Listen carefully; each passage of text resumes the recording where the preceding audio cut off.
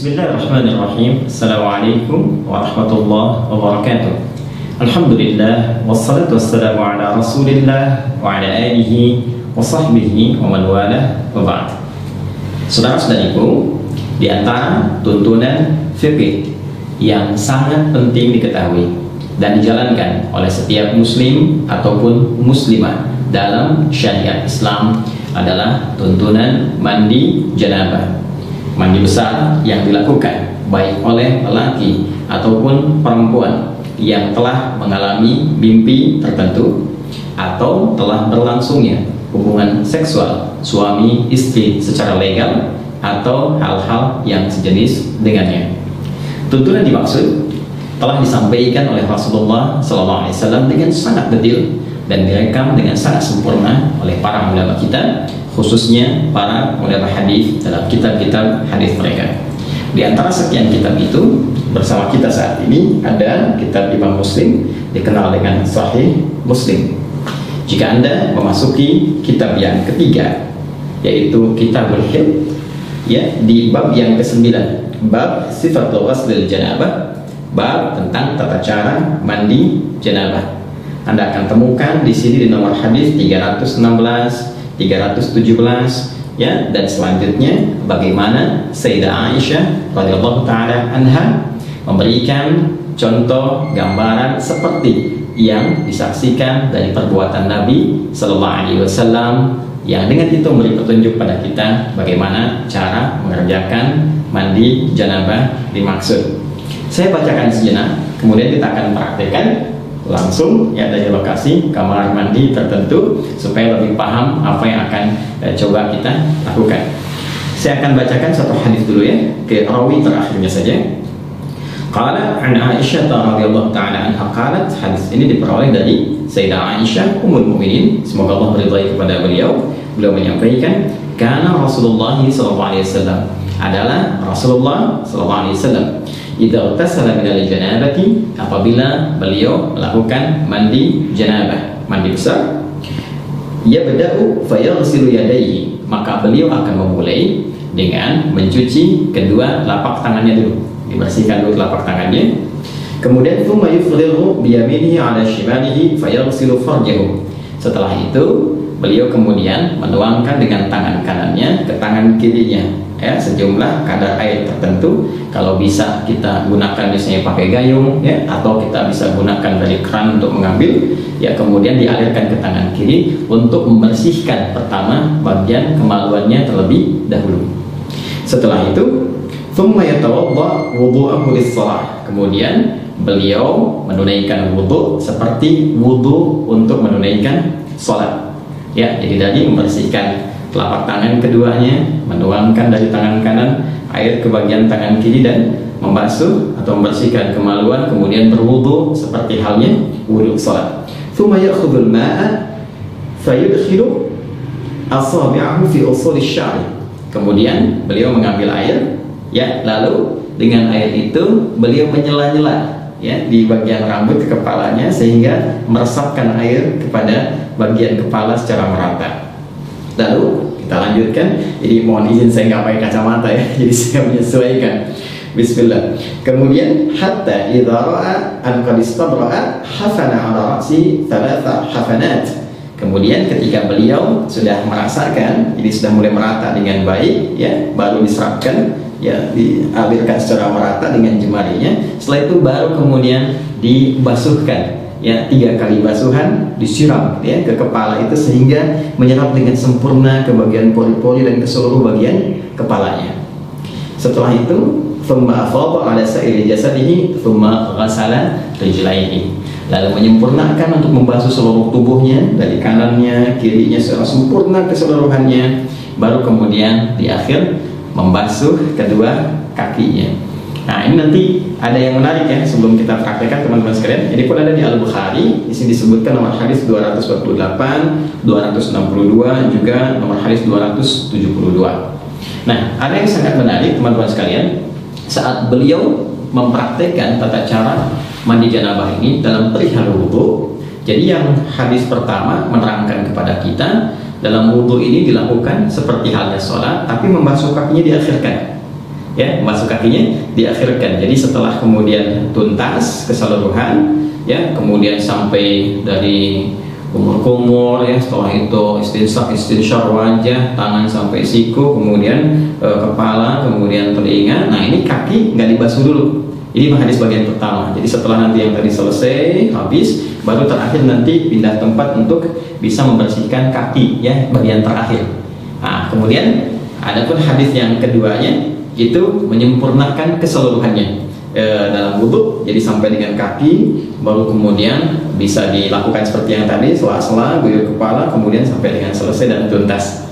Dan dua-duanya nggak ada persoalan, tinggal pilih mana yang paling mudah untuk dilakukan. Hanya tipis saja perbedaan untuk membasuh kaki dalam perihal wudhunya, apakah diakhirkan atau diawalkan. Nah, sekarang untuk lebih jelasnya kita coba praktek, ya. Kita praktek, kita melihat bagaimana praktek menggunakan keran dan juga menggunakan gayung. Bismillah. Yuk. Baik teman-teman sekalian, sebelum kita masuk mempraktekkan, ingat masuk kamar mandi, dua hal yang sangat penting. Pertama, langkahkan kaki kiri kita dulu, ya. Jadi masuk nanti melangkah kaki kiri sambil mengucapkan, ya, Allahumma inni a'udzubika minal khubuthi wal khaba'ith. Ya Allah, aku berlindung kepadamu dari berbagai godaan setan, baik berjenis kelamin laki-laki ataupun perempuan yang membawa pada suasana yang tidak menyenangkan. Ingat, ya, banyak hal yang kotor. Supaya tidak berlama-lama, fokus kaki kiri, langkahkan masuk, kemudian doa yang tadi disampaikan, dan bersiap kita mencoba untuk mempraktikkan. Nah, ini saya ingin jelaskan dulu sama teman-teman bahwa posisinya ini saya tampilkan yang komplit, ya, komplit dalam pengertian bahwa di kekinian kan kita bisa menggunakan keran seperti ini, kan? Kemudian juga ada yang menggunakan gayung seperti ini, ya, atau juga menggunakan shower seperti ini, ya. Ini belum saya nyalakan dulu untuk memudahkan, nanti kita bisa gunakan secara bersamaan. Baik, yang pertama, berdasarkan praktek dari hadis yang telah kita bacakan tadi, maka kita mulai dengan mencuci telapak tangan terlebih dahulu, ya, dengan semua jari-jari yang melekat di dalamnya. Karena itu penting bagi kita untuk mencontohkan. Pertama, karena kita akan coba menggunakan keran terlebih dahulu, maka ini kita geser dulu, ya, embernya. Jadi tidak kita coba tadahi di bawahnya dulu, supaya air yang diduga tidak bersihnya itu tidak langsung masuk ke dalam bagian ember atau bejana, ya. Walaupun nanti beberapa bagian dari proses kita untuk melakukan tuntunan syariat ini bisa kita tadahi dengan air, ya. Jadi kita basuh dulu seperti ini teman-teman sekalian, ya. Nah, seperti ini. Nah, tentu kita ucapkan bismillah dalam hati, ya. Demikian. Nah, seperti ini. Jadi rasa sudah bersih teman-teman sekalian, boleh kita matikan, ya. Lalu kita tadahi begini, ya, supaya tidak terlampau banyak nanti air yang mengalir keluar sehingga berlebihan, ya, dan sangat tidak disukai berlebihan. Baik, kemudian setelah itu kita coba nyalakan dulu teman-teman sekalian, ya. Lalu siapkan sabun. Ini sabun, ya, sebelumnya sudah ada. Kita siapkan sabunnya dulu.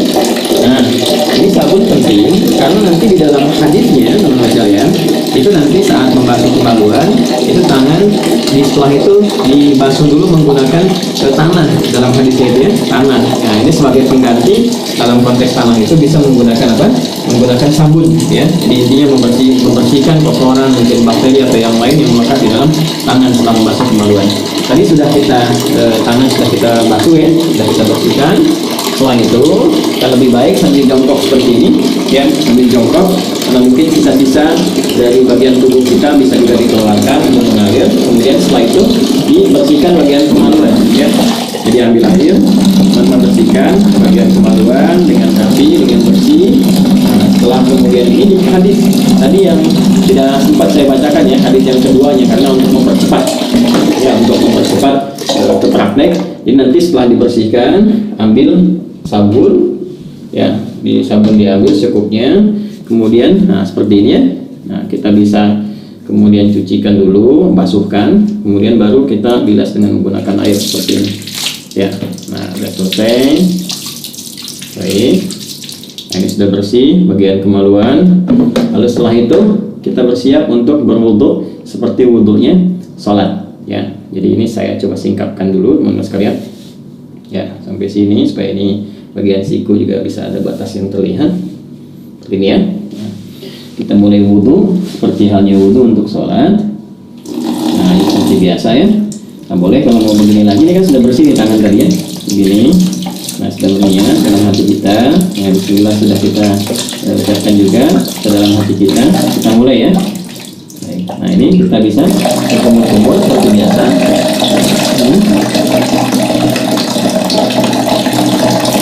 Nah, boleh berkumur-kumur itu bisa sambil berkumur demikian, lalu kemudian kita bisa serap sambil istinsyak dan istinsyak seperti ini cara pertama. Jadi saya sambil menyerap ke hidung bagian, bisa juga kumur-kumurnya seperti tadi. Saya membersihkan bagian gigi ya, itu kebiasaan saya supaya kotoran-kotoran di makanan juga bisa sekaligus bisa keluar ya seperti tadi. Atau nanti kumur-kumur itu lalu bagian istinsyaknya boleh yang istinsyak dan istinsyak itu menghirup air ke hidung ya, kemudian istinsyak dikeluarkan.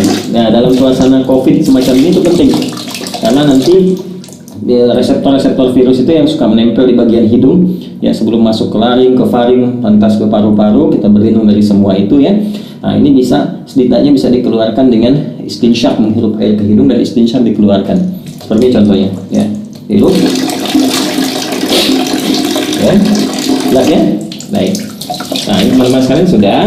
Kemudian seperti biasa ke wajah ya.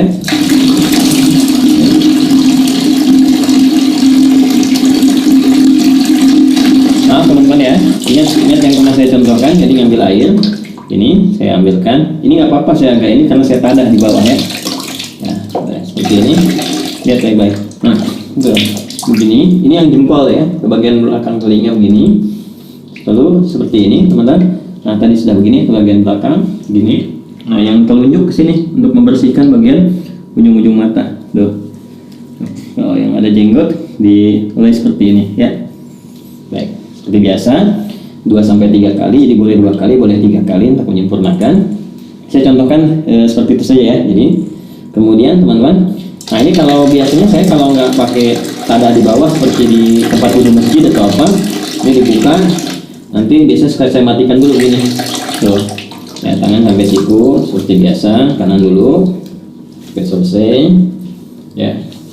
Lalu setelah itu biasa yang kirinya ya, ini 2 kali, bisa 2 kali ya, sampai 3 kali, baru setelah 2-3 kali kiri ya. Nah, ini juga sama ya, 2-3 kali teman-teman sekalian. 2-3 kali itu ambil air lagi ya, kalau kita mau rasakan begini nggak ada masalah kan. Terus setelah itu bagian kepala kita rasakan ya, diusap sini ke belakang, balikan kembali ya. Boleh langsung ke telinga begini ya, seperti ini boleh ya. Atau juga bisa teman-teman lakukan pala dulu, balik, kemudian ambil air lagi untuk telinga ya. Nah, bagian kaki ini bisa kita lakukan sekarang ya, seperti biasa wudhu biasa. Bagian kakinya misalnya seperti ini ya, ambil begini kan. Nah, ini ya, ya, bagian jari-jari jangan lupa teman-teman. Nah, seperti ini. Nah, yang tadi lagi ya, ke kanan, kemudian juga yang kiri ya, disempurnakan teman-teman seperti biasa teman-teman lakukan ya. Yang kirinya, nah ini boleh dulu bersihkan ujung-ujungnya seperti ini ya. Boleh di sini. Nah, ini kalau teman-teman mau lakukan hadis yang pertama. Bisa yang kedua, ini nggak dibasuh dulu kaki ya. Setelah selesai tadi ke kepala, ke telinga, jadi langsung kemudian melakukan ke yang selanjutnya, tahap selanjutnya. Apa itu? Yaitu ambil air seperti ini ya. Bisa kita tumpahkan dulu sedikit seperti ini. Lalu di sela-sela sini ya, sampai kita merasakan pori-pori kepala itu sudah mulai basah ya, begini ya teman-teman sekalian. Nah, kita bisa ambil lagi. Ini biar kamu ngalir juga apa-apa, nanti terakhir kita dari gayung ya. Nah, seperti ini. Nah, saya letak ya. Nggak ada beda laki-laki dengan perempuan ya. Nah, seperti ini biasanya ya. Nah, setelah itu cukup, bisa sekali, bisa 2 kali ya. Setelah itu teman-teman disebutkan dalam hadis, kemudian Nabi mengambil air, tentu bisa dengan ini, bisa dengan hadirkan dengan ini ya, dengan kepalan, bukan kepalan terbuka begini ya, antara telapak tangan kanan kiri disatukan begini, kemudian disiramkan ke kepala, untuk ke kepala dulu, meratakan kepala seperti ini ya. Nah, gitu. Jadi bisa aja sebenarnya pakai telapak tangan ke kepala dulu, hadirkan sedikit-sedikit ya di sela-sela. Kalau ini meratakan, kalau bisa menggunakan ini juga boleh, gunakan kerangnya. Saya coba contohkan pakai ini dulu, tuh ya, secara menyeluruh, jadi selesai gitu ya. Atasnya ini 3 kali ya, jadi 3 kali dicontohkannya ya. Jadi kita seperti ini ya, boleh pakai gayung juga, ini untuk kepala dulu ya, tadi kan kepala. Nah baru setelah itu disiram ya, siram di seluruh tubuh. Jadi sudah merasakan rata, sudah enak ya. Nanti ada hikmahnya loh, kenapa kepala dulu itu ada hikmahnya ya, termasuk nanti terkait dengan kesehatan, kesegaran tubuh, dan juga bagaimana menghidupkan kembali semangat dalam beraktivitas supaya nggak malas, lemas, kemudian daya pikir jadi kuat dan sebagainya ya. Lalu kemudian membantu secara sempurna dari bagian kanan sampai kiri sampai dengan selesai. Ini kalau kepala sudah, kita turun dari sini ya. Nah, sampai selesai, terus rasakan ya. Jadi juga pinjam sini, terus rasakan sampai dengan selesai ya, sampai selesai semuanya ya. Sabun seperti biasa. Nah kalau pakai shower, nah ini ya di atas ini. Nah ini saya turunin dulu ya, biar memudahkan, biar nggak ini sama kamera, kan ini bisa begini juga ya. Nah ini tinggal begini aja, atau dipasang di atas seperti tadi ya. Nah ini begini, pasangkan lagi. Nah ya, kemudian seperti ini.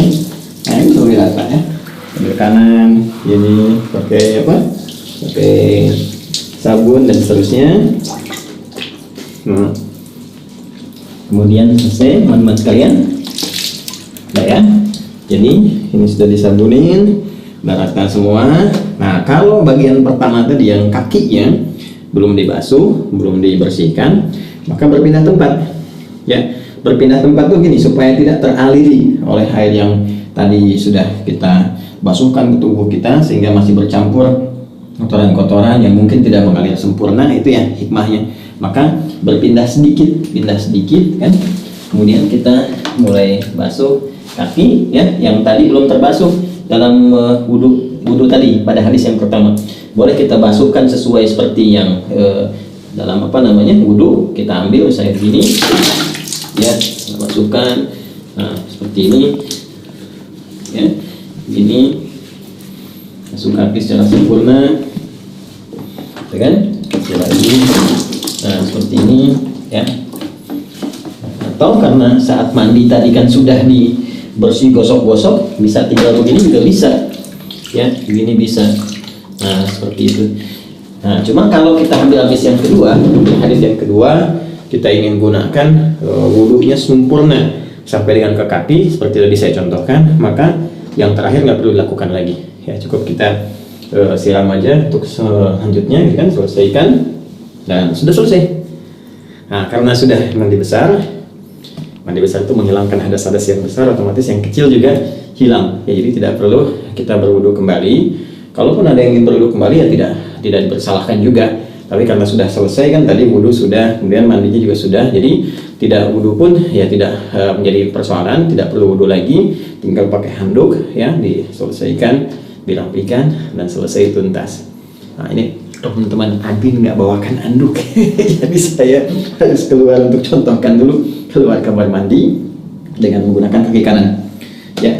Kita keluarkan menggunakan kaki kanan seperti ini ya, sambil kita mengucapkan ghufranaka ya, ghufranaka ta alhamdulillahilladzi adhaba 'anil adha wa 'afani ya. Ya Allah ampuni kami, ya Allah maafkan, karena saat tadi di kamar mandi kan kita nggak berzikir ya, nggak mengucapkan kalimat thayyibah, dan dalam situasi tempat yang tidak bersih dan penuh dengan godaan-godaan setan. Kemudian kita juga bersyukur pada Allah, segala puji bagi Allah yang telah menghilangkan berbagai gangguan dan menyehatkan kita setelah kita mandi kembali. Jadi mandi itu ada kaitan dengan kesehatan, kekuatan. Nah, itulah Islam mengajarkan kita. Teman-teman sekalian, itu yang bisa di-share, disampaikan. Wah ini udah dicontohkan sepenuh hati, fisik dan jiwa. Jadi kalau belum jelas juga ya tinggal berikan petunjuk lah dengan cara apa lagi saya mesti mengajarkannya. Ini hadis yang sudah ditampilkan, maknanya udah disampaikan, basah-basahan juga udah, tinggal mudah-mudahan bermanfaat. Ya, saling mendoakan. Terima kasih. Subhanakallahumma wa bihamdika asyhadu an la ilaha illa anta astaghfiruka wa atubu ilaik. Assalamualaikum warahmatullahi wabarakatuh.